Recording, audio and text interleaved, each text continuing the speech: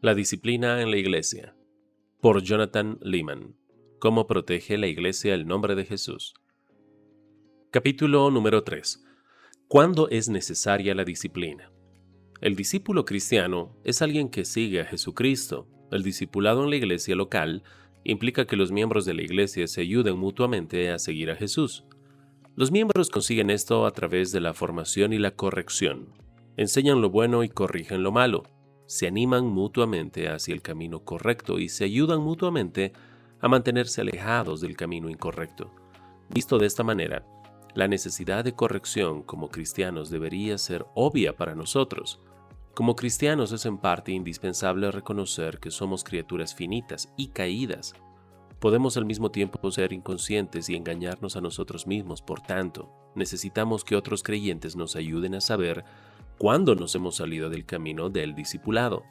Recuerdo una conversación con Jaime, otro anciano de mi iglesia, acerca de mis impuestos sobre la renta. En algún punto de la conversación, Jaime mencionó algo acerca de pagar impuestos sobre el cobro que mi mujer y yo recibíamos de la persona que nos alquilaba el sótano.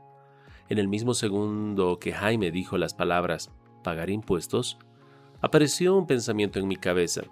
Espera un momento, ¿impuestos sobre el alquiler? Necesito pagar los impuestos sobre esta renta, ¿verdad?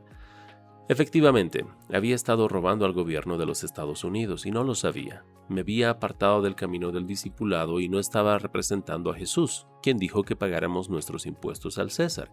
Así que, como cristiano no tuve otra opción que volver a Hacienda, revisar los impuestos de los años anteriores y pagar la parte correspondiente. Como cristianos que reconocemos que somos criaturas finitas y caídas, también debemos reconocer que puede haber muchas áreas de nuestras vidas en las que estamos desconectados de Jesús. Por eso, la solución es empezar a compartir nuestras vidas con otros miembros de la iglesia. Ellos podrán entonces ayudarnos a ver lo que no podemos ver sobre nosotros mismos. Y de eso trata la disciplina, de ayudarnos mutuamente a corregir el pecado para crecer a la imagen de Cristo. No sé si Jaime pretendía disciplinarme, pero afortunadamente eso es lo que hizo.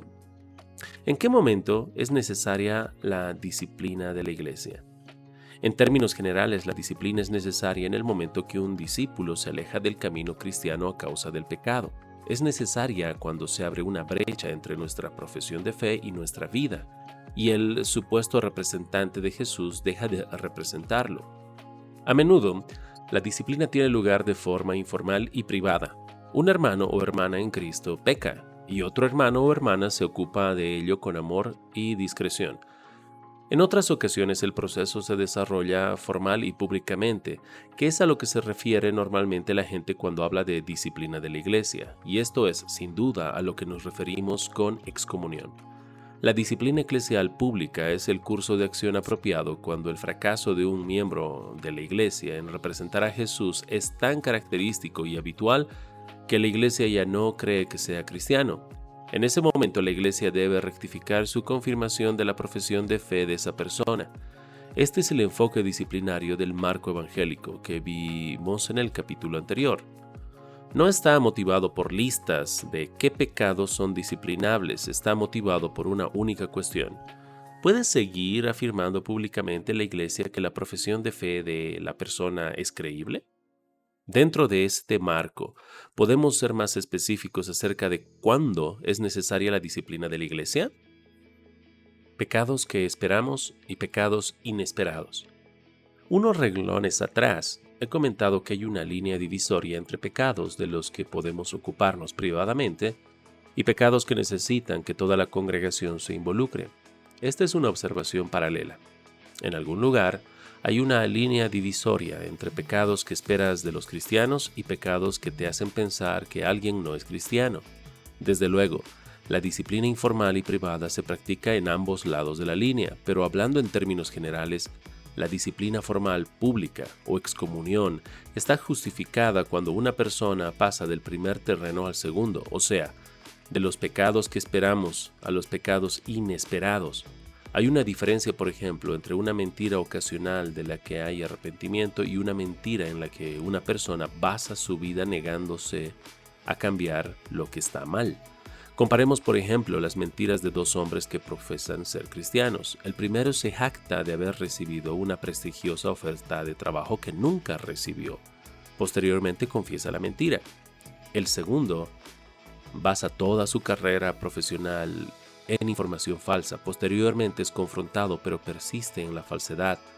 La primera mentira es la clase de pecado que ocasionalmente esperamos de un cristiano, por mucho que deseemos que no fuera el caso. Usando el lenguaje de Pablo, el viejo hombre aparece en la mente del creyente e intenta dominar al nuevo hombre. Pero el nuevo hombre lucha contra ello. La segunda mentira es algo que no esperamos en una persona en la que mora el Espíritu Santo. No hay evidencia de conflicto entre el hombre viejo y el nuevo, solamente vemos el viejo. En términos generales, los cristianos en los que mora el Espíritu Santo no pueden permanecer largo tiempo en pecado consciente. A la larga les resulta tan incómodo, cortesía del Espíritu Santo por si acaso, que finalmente hacen lo correcto. La disciplina formal pública o excomunión es obligatoria cuando una persona parece vivir felizmente en pecado consciente, cuando no hay testimonio de que el Espíritu Santo le hace sentir incómoda, por encima del disgusto de ser descubierta, y cuando las características principales es seguir los deseos de la carne. Cualquier pecado es erróneo, cualquier pecado tergiversa a Jesús, pero algunos pecados o patrones pecaminosos producirán que toda la congregación pierda la confianza en la profesión de fe de esa persona. En algún momento, la palabra de esa persona pierde credibilidad.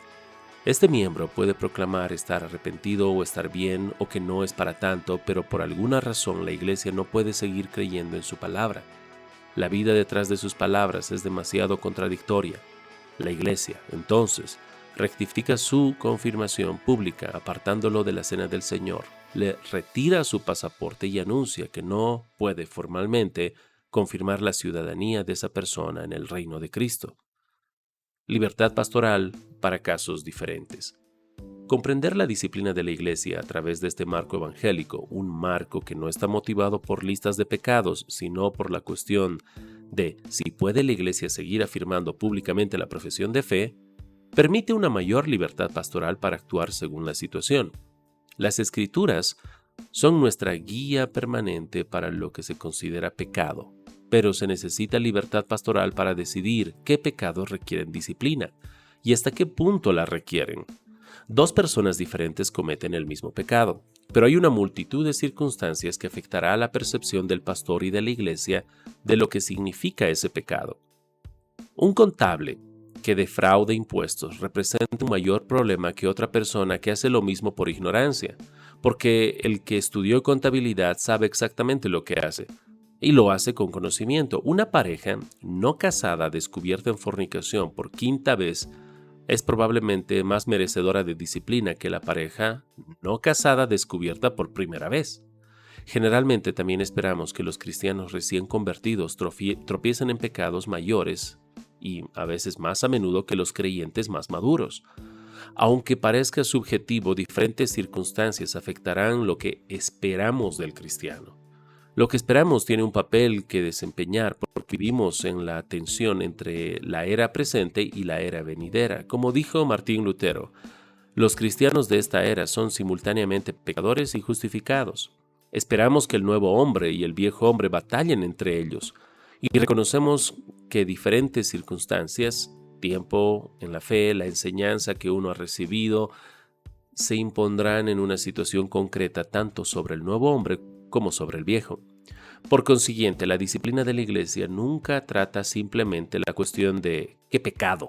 Como si tuviéramos una escala que nos dijera si un pecado es lo suficientemente grave para aplicar la disciplina. Al contrario, los pecados se miden en una balanza, con el pecado en un lado y la evidencia de arrepentimiento en el otro lado, y no solo el arrepentimiento de un pecado en particular, sino la postura global de arrepentimiento en la vida de la persona. Por lo tanto, al evaluar un posible caso de disciplina, trataremos siempre de evaluar la dinámica entre la manifestación de arrepentimiento global de la persona y los pecados que contradicen dicha manifestación, planteándonos su veracidad.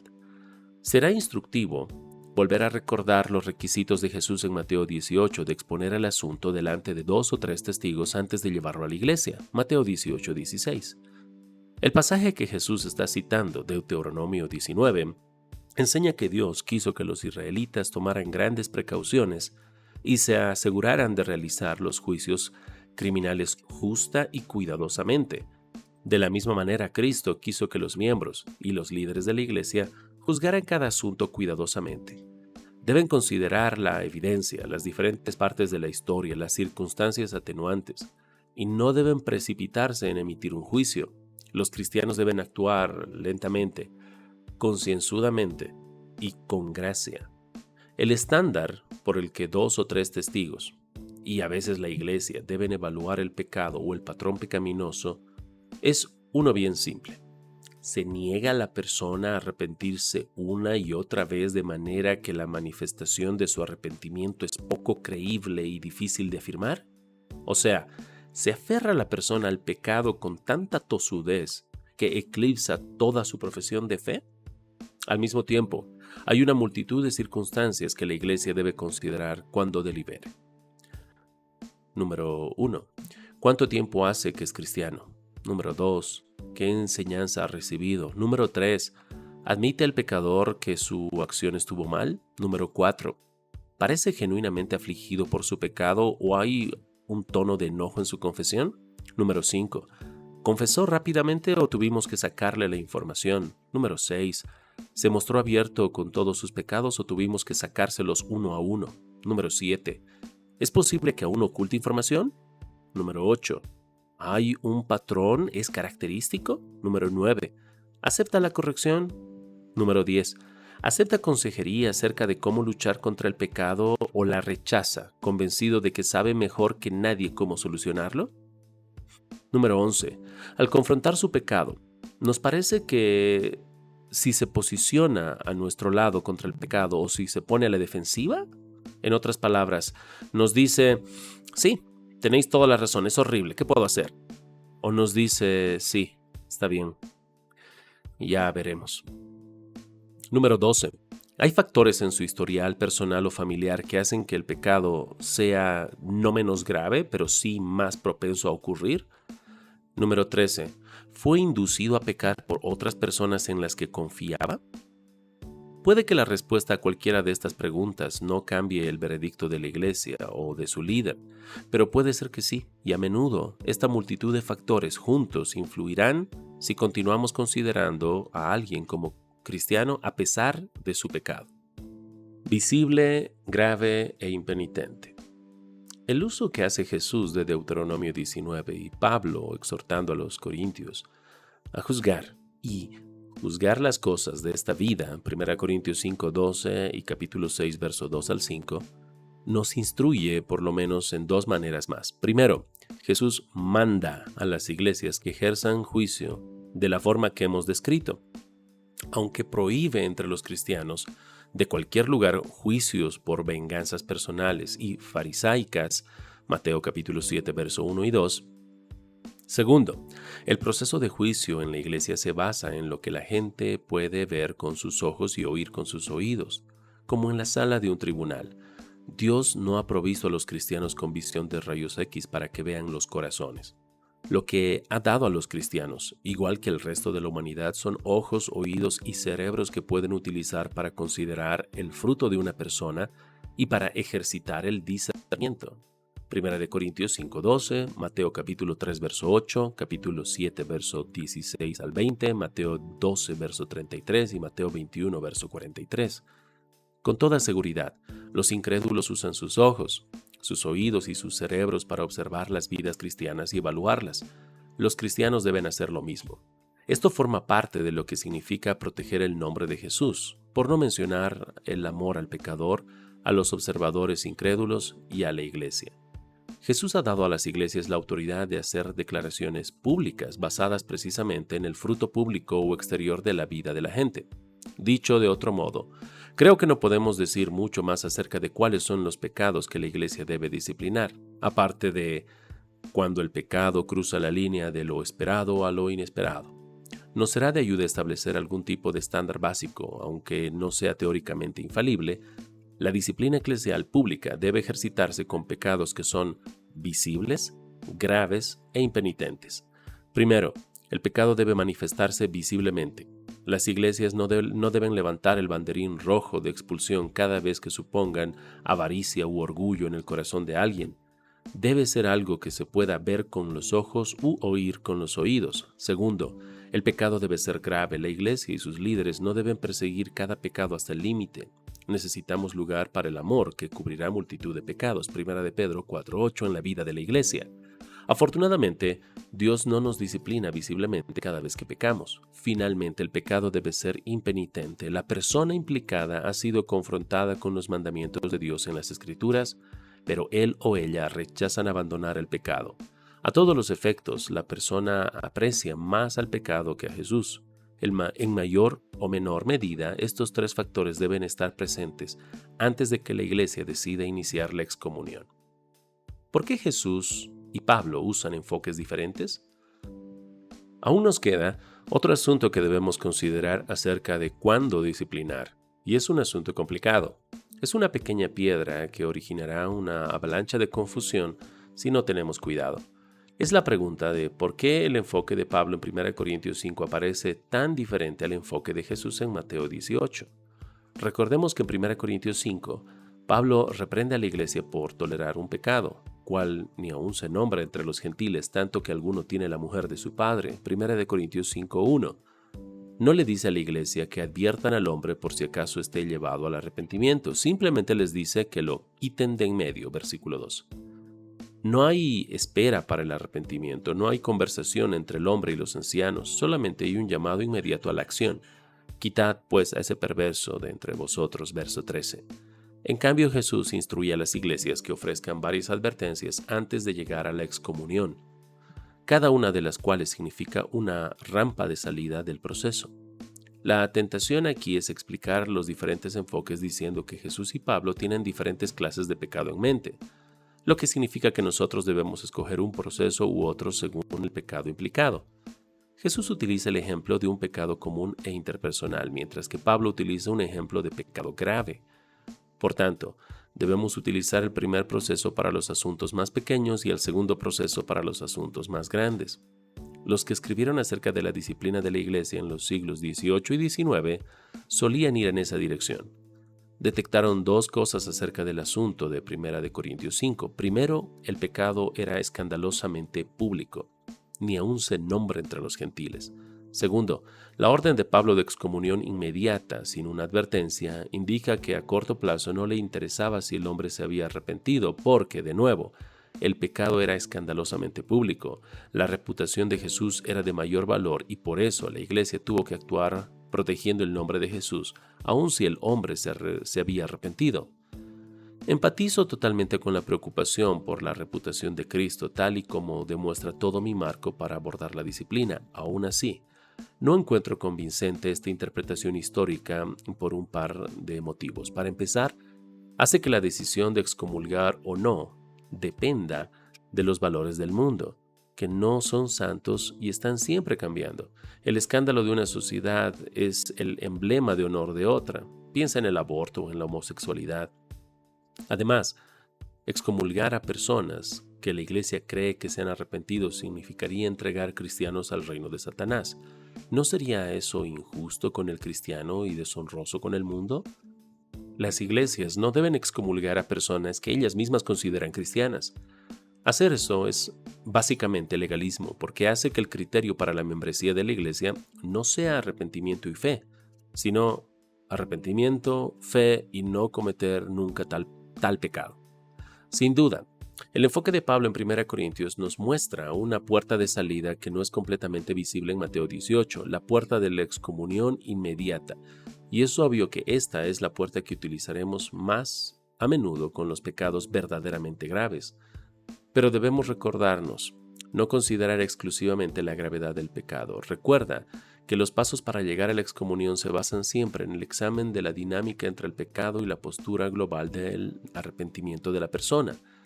No necesitamos una escala para el pecado, necesitamos una balanza de pecado versus arrepentimiento. Después de todo, los cristianos arrepentidos también pecan.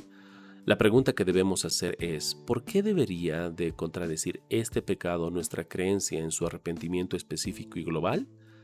Para contestar esta pregunta debemos considerar siempre ambos lados de la balanza con sensibilidad y empatía pastoral.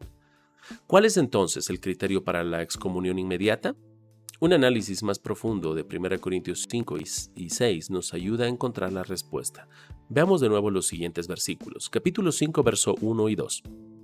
De cierto se oye que hay entre vosotros fornicación, y tal fornicación cual ni aun se nombra entre los gentiles, tanto que alguno tiene la mujer de su padre, y vosotros estáis envanecidos.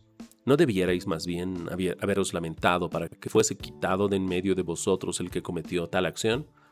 Capítulo 5, verso 4 y 5. En el nombre de nuestro Señor Jesucristo, reunidos vosotros y mi espíritu con el poder de nuestro Señor Jesucristo, el tal sea entregado a Satanás para destrucción de la carne, a fin de que el espíritu sea salvo en el día del Señor Jesús. Capítulo 5, verso 9 y 11. Os he escrito por carta que no os juntéis con los fornicarios, no absolutamente con los fornicarios de este mundo, o con los avaros, o con los ladrones, o con los idólatras, pues en tal caso sería necesario salir del mundo. Mas os escribí que no os juntéis con ninguno que llamándoos hermano fuere fornicario, o avaro, o idólatra, o maldiciente, o borracho, o ladrón, con el tal ni aun comáis. Capítulo 5, verso 12. Porque ¿qué razón tendría yo para juzgar a los que están afuera? ¿No juzgáis vosotros a los que están adentro? Capítulo 5, verso 13. Porque los que están afuera, Dios juzgará. Quitad pues a ese perverso de entre vosotros. Capítulo 6, verso 9 al 11. ¿No sabéis que los injustos no heredarán el reino de Dios? No erréis, ni los fornicarios, ni los idólatras, ni los adúlteros, ni los afeminados, ni los que se echan con varones, ni los ladrones, ni los avaros, ni los borrachos, ni los maldicientes, ni los estafadores heredarán el reino de Dios. Y esto erais algunos. Mas ya habéis sido lavados, ya habéis sido santificados, ya habéis sido justificados en el nombre del Señor Jesús y por el Espíritu de nuestro Dios. El pecado del hombre en 1 Corintios 5:1 es de verdad escandalosamente público y muy malo. Pero esa no es la clave. Pablo establece en estos versículos dos categorías de personas, los que muestran señales características de arrepentimiento y las que no. Las que muestran señales características de arrepentimiento pertenecen a la iglesia. Las que no muestran señales características de arrepentimiento no pertenecen a la iglesia porque no heredarán el reino de Dios. Entendemos esto más fácilmente si vamos consultando los textos anteriores. El último de ellos nos muestra claramente dos categorías. Están los injustos que no heredarán el reino de Dios y está la iglesia, que se compone de personas que han sido cambiadas. Y esto erais algunos. Pablo no solo describe los pecados particulares del grupo de los injustos, describe a personas que son definidas por esos pecados y no utiliza adjetivos, utiliza nombres. Los adúlteros, los avaros, los idólatras, los maldicientes, los borrachos, los estafadores. Capítulo 6, verso 9 al 11. Estos pecados caracterizan a las personas, es lo que son. Es evidente la misma característica en la última frase del capítulo 5. Quitad pues a ese perverso de entre vosotros. Capítulo 5, verso 13. El hombre es perverso. El versículo anterior dice que una persona como esta no pertenece a la iglesia. Capítulo 5, verso 12. No es difícil ver que Pablo enlaza la lista de pecados del capítulo 5 y 6 en la medida que menciona la misma clase de pecados: el fornicario, el avaro, el idólatra, el maldiciente, el borracho o el ladrón. Capítulo 5, verso 9 al 11. No debemos presuponer que esta lista sea exhaustiva. El capítulo 6 añade un par de categorías más. Por otra parte, la iglesia no debe compartir su comunión con gente cuya característica es la impenitencia. Os he escrito por carta que no os juntéis con los fornicarios. Y eso es exactamente lo que este hombre del capítulo 5 es, característicamente impenitente. Debe ser entregado a Satanás para destrucción de la carne, porque su carne aún lo tiene agarrado. Capítulo 5, verso 5. La iglesia aprueba sus actos en vez de condenarlos. Capítulo 5, verso 2. No obstante, es claramente un fornicario. Capítulo 5, verso 1. En resumen, Pablo exige que este hombre sea excluido porque es característicamente impenitente. Los signos presentes nos muestran que este hombre no heredará el reino de Dios. Por lo tanto, la iglesia debe expulsarlo para que su alma sea advertida y pueda ser salvo. ¿Tenía Pablo más información que nosotros sobre este hombre? Es posible. No está del todo claro cómo llegó Pablo a esta conclusión acerca de esa persona, pero esta es la conclusión a la que llegó. Ni más ni menos. No es cristiano, es perverso, capítulo 5, verso 13, pertenece a la categoría de los injustos, capítulo 6, verso 9. Llegados a este punto, las diferencias entre el enfoque de Jesús en Mateo 18 y el enfoque de Pablo en 1 Corintios 5 son más evidentes. La suposición de Pablo acerca del hombre empieza justo cuando acaba el proceso de Jesús. Pablo empieza con la suposición de una impenitencia inflexible. El proceso de Jesús está escrito con el propósito de establecer si una persona es inflexiblemente impenitente o no, para establecer lo que Pablo da por sentado. Otra diferencia entre los dos pasajes se encuentra en la cantidad de información conocida y en la cantidad de información sobre la que se está de acuerdo. En Mateo 18, una persona cree que hay un pecado, pero necesita que 2 o 3 personas más estén de acuerdo con ella. Posteriormente se necesita que toda la iglesia esté de acuerdo. Por el contrario, en 1 Corintios 5, toda la iglesia sabe lo que está ocurriendo. De nuevo, empieza justamente cuando Mateo 18 acaba. Las iglesias entonces no deberían simplemente abordar pecados comunes usando el modelo de Mateo 18 y pecados graves usando el modelo de 1 Corintios 5. Más bien las iglesias deberían considerar siempre ambos lados de la balanza, del pecado versus el arrepentimiento. Aunque el pecado de una persona parezca tan grande, la iglesia aún debe ser convencida de que la persona es característicamente impenitente. Puede que la iglesia no se convenza en la ocasión en la que el pecado sea mostrado. Los miembros pueden sentir la necesidad de tener algunas conversaciones y ofrecer algún estímulo o advertencia. No es difícil imaginar situaciones en las que un miembro de la iglesia es culpable de uno de los pecados enumerados en 1 Corintios 5 o 6, pero la iglesia decide correctamente utilizar el proceso de Mateo 18. Por ejemplo, imaginémonos a alguien que en tu iglesia ha caído una o aún varias veces en la embriaguez o en diferentes formas de fornicación. Creo que en algunos casos existe la posibilidad de dar una serie de advertencias antes de la excomunión, igual que en Mateo 18. ¿Qué hacemos entonces con la observación de Pablo de que el pecado de este hombre ni aún se nombra entre los gentiles? No se niega que el pecado del hombre sea públicamente escandaloso, pero bajo mi punto de vista las palabras de Pablo suenan como un toque de atención con el propósito de despertar a los corintios. No están viendo algo que deberían ver claramente. Las palabras de Pablo no suenan como las de un teólogo tratando de tratar un bloque aislado de pecado que cambie todas las normas acerca de la membresía de la iglesia y de la excomunión. Esperaría que Pablo ofreciera más que una frase aislada si esta fuera su intención, cuando el arrepentimiento no es creíble. Hay otra manera de ver todo el episodio de 1 Corintios 5, sin duda alguna. Hay algunos pecados que son tan deliberados como un patrón extenso de violencia o asesinato, o tan repugnantes como abusos sexuales o extorsión, que harían cualquier disculpa apresurada imposible de creer. No es porque tales pecados no puedan ser perdonados o porque la persona no pueda arrepentirse inmediatamente, pero debe pasar algún tiempo y el fruto del arrepentimiento debe ser evidente antes de que la iglesia pueda responsablemente declarar el perdón. Hechos capítulo 8, verso 17 al 24. La iglesia no puede creerse cándidamente las palabras de un miembro que ha estado deliberadamente viviendo en un pecado habitual. Es como si la naturaleza de algunos pecados desactivara la habilidad de la iglesia para seguir afirmando la postura global de arrepentimiento de la persona, por lo que la iglesia no tiene más remedio por el momento de rectificar su declaración. El pecado empuja su lado de la balanza hacia abajo y la evidencia de arrepentimiento hacia arriba. Toda la evidencia positiva es inmediatamente socavada porque el pecado implica un gran engaño. La verdad es que hay algunos pecados que no esperamos que un cristiano cometa. Probablemente, cometerlos significa que uno no es cristiano, o por lo menos, esa es la manera como la iglesia tratará a la persona hasta que la confianza de la iglesia sea ganada de nuevo.